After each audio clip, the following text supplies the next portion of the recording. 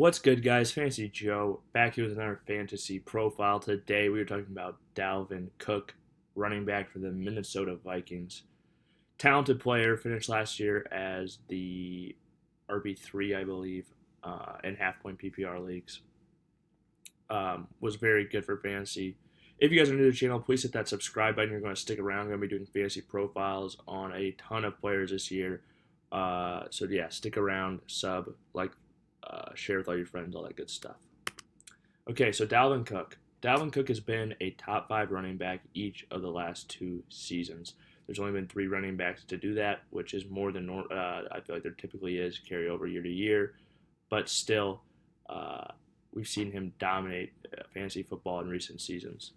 He's caught 40 plus passes 3 years in a row, which isn't a ton of volume, but to be catching at least 40 is a pretty good baseline. And with the extra game this year, and he was used a little bit less in the running game last year comparatively to some of his other seasons. So I think he could potentially be used even more in the passing game this year than he was last year, which I think is a nice benefit for any back you're drafting if they have a path to be more involved in the passing game than they previously were.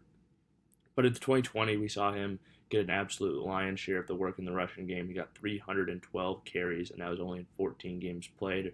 Rushed for over 1,500 yards last season. Absolutely dominant for fantasy.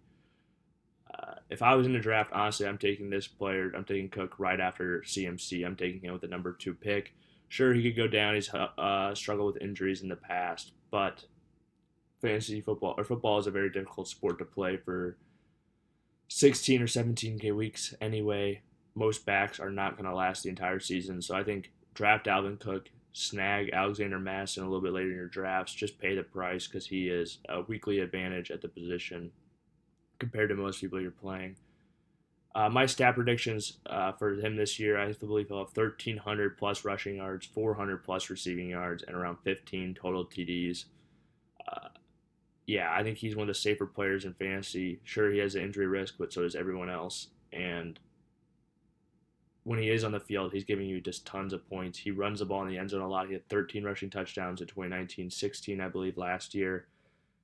So we've seen him be very good multiple years in a row. And like I said, he's a true third down back in this league, which you don't find a whole lot of. And he's worth the number 2 pick to me.